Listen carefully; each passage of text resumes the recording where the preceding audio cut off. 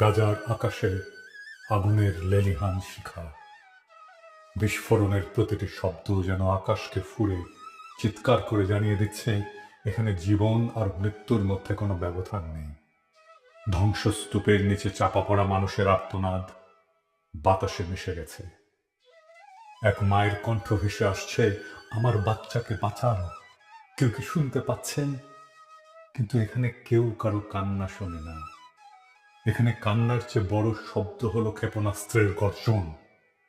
ইফতারের পর ক্লান্ত শরীরে একটু বিশ্রামের আশায় যে পরিবার শুয়ে পড়েছিল, কয়েক সেকেন্ডের ব্যবধানে তারা ধূলিসাৎ হয়ে গেল। একটি শিশুর ছোট্ট হাত ধ্বংসস্তূপের নিচ থেকে বেরিয়ে আছে, কিন্তু তার শরীরের আর কোনো অংশ নেই। এটা যুদ্ধ না, এটা নিছক প্রতিরোধের বিরুদ্ধে লড়াই না, এটা একপাক্ষিক গণহত্যা। ইসরায়েল এবং হামাসের মধ্যে যুদ্ধবিরতি বলবৎ ছিল। বিশ্ব আশায় ছিল হয়তো কিছুটা শান্তি আসবে, কিন্তু শান্তি আসেনি, বরং নতুন রক্তপাত শুরু হলো। 18 মার্চ রাতে কসাই নেতানিয়াহুর বাহিনী যুদ্ধবিরতি ভেঙে বেসামরিক মানুষের উপরে ভয়াবহ হামলা চালানো। এক রাতে 400 জনের বেশি মানুষ শহীদ হলো, যাদের মধ্যে অধিকাংশই নারী, শিশু, বৃদ্ধ। যুদ্ধবিরতি নয়, বরং সেখানে আবারও নির্বিচারে বিমান হামলা চালানো হলো। এক ফিলিস্তিনি সাংবাদিক বললেন, আমি ধ্বংসস্তূপের নিচে লাশের সারি দেখেছি। কিছু লাশ এতটাই ছিন্ন ভিন্ন যে চেনার উপায় নেই। একটা শিশুর কেবল মাথাটুকু খুঁজে পাওয়া গেছে। এটি কি কোনো সভ্যতার পরিচয় বহন করে? গাজার শিশুরা কোথায় যাবে? সমস্ত শিশুর স্বপ্ন এখানে এক ধ্বংসস্তূপ। একটা শিশু নাম আমাল, তার পুরো পরিবার গত রাতে একসাথে ইফতার করেছিল। সে খুব খুশি ছিল, কারণ তার বাবা বলেছিল, যুদ্ধ শেষ হলে তোমার পছন্দের খেলনাটা এনে দেব। সেই রাতেই এক বোমা এসে তাদের ঘরটাকে মাটির সাথে মিশিয়ে দিল। আমাল বেঁচে আছে, কিন্তু তার বাবা মা নেই। তার ছোট ভাইটি তার হাত ধরে শুয়েছিল, কিন্তু এখন সে নিথর। গাজার প্রতিটি শিশুই এখন এতিম। তারা আর বাবা মায়ের গল্প শুনবে না, তারা আর স্কুলে যাবে না, তারা আর খেলতে পারবে না। তাদের জীবন এখন একটাই, জীবন থেকে পালাও। এই বর্বরতা কি প্যারিসে ঘটলে বিশ্ব চুপ থাকতো? আর যদি লন্ডন, নিউ ইয়র্ক বা প্যারিস, বার্লিনে এমন একটা হামলা হতো, তাহলে কি বিশ্ব এতটাই নিশ্চুপ থাকতো? যদি প্যারিসের শিশুদের উপরে বোমা ফেলা হতো, তাহলে কি জাতিসংঘ শুধু নিন্দা প্রকাশ করত? যদি ওয়াশিংটনের হাসপাতাল ধ্বংস হয়ে যেত, তাহলে কি বিশ্ব চুপ থাকতো? যদি লন্ডন শহরে একটা স্কুলে 300 শিশু নিহত হতো, তাহলে কি বিশ্ব উদ্বেগ প্রকাশ করেই থেমে যেত? না, তখনই বিশ্ব মানবতা জেগে উঠত, তখনই জাতিসংঘ চিৎকার শুরু করত। কিন্তু যেহেতু এই হত্যাযজ্ঞ গাজায় হচ্ছে, তাই বিশ্বের বিবেক ঘুমিয়ে আছে। কিন্তু এই নীরবতা কি চিরকাল থাকবে? একজন বাবা তার মৃত সন্তানের নিথর দেহের পাশে বসে আছে। শিশুটির হাতে আঁকা ছিল একটা ছবি, একটা সূর্য, একটা ঘর আর একটা ছোট্ট পরিবার।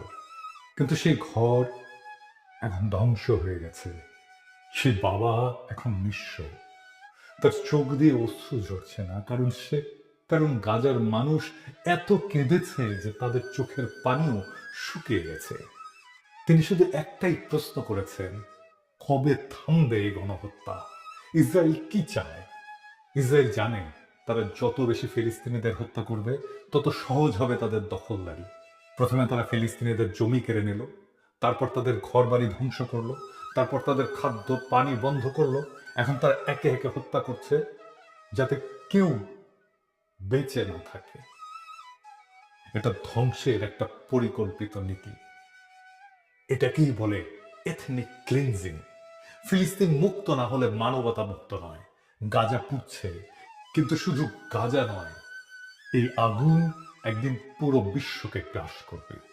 আজ যদি ফিলিস্তিন মুক্ত না হয়, তাহলে মানবতা কোনোদিন মুক্ত হবে না।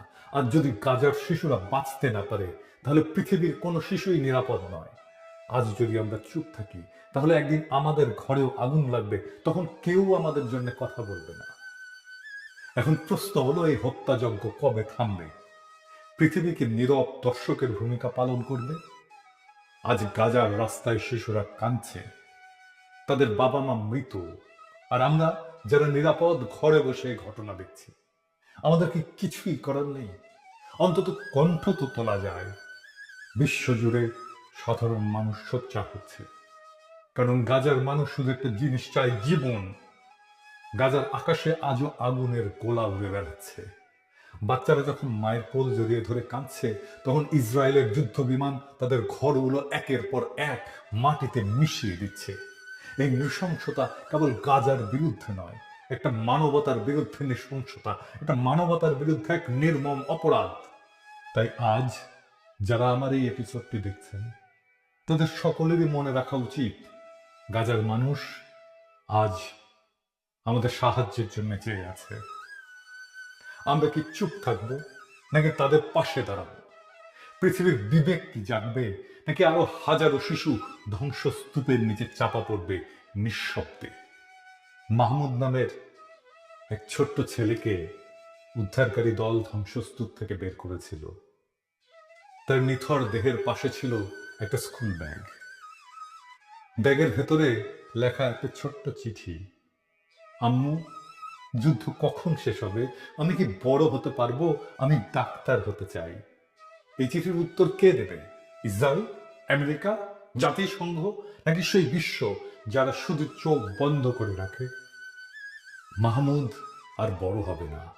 গাজার ফাতেমা আর কখনো লাল জামা পরবে না। এই ধ্বংসস্তূপের নিচে চাপা পড়েছে শুধু গাজার মানুষ নয়, চাপা পড়েছে বিশ্ব মানবতা। যদি আজ ফিলিস্তিন মুক্ত না হয়, তবে পৃথিবীর কোনো মানুষই মুক্ত নয়। যদি এক জাতিকে নিশ্চিহ্ন করা যায়, যদি শিশুদের নির্বিচারে হত্যা করা যায়, যদি কারো ভূখণ্ড দখল করে পুরো একটা জনগোষ্ঠীকে শরণার্থী বানিয়ে ফেলা যায়, আর বিশ্ব কিছুই না বলে, তবে সেই বিশ্বে একদিন কেউ নিরাপদ থাকবে না। ফিলিস্তিনের লড়াই শুধু ফিলিস্তিনিদের নয়, এটা পুরো মানবতার লড়াই।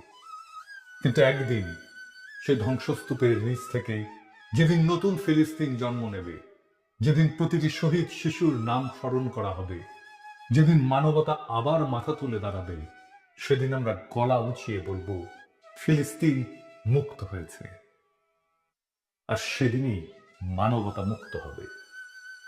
ফিলিস্তিনের স্বাধীনতা ছাড়া আমাদের স্বাধীনতা অর্থহীন। একদিন ঠিক ফিলিস্তিন মুক্ত হবে। একদিন সূর্যের স্বপ্নের শান্তির ভোর আসবে। একদিন পৃথিবীর মাটি, আকাশ, বাতাস মধুময় হবে।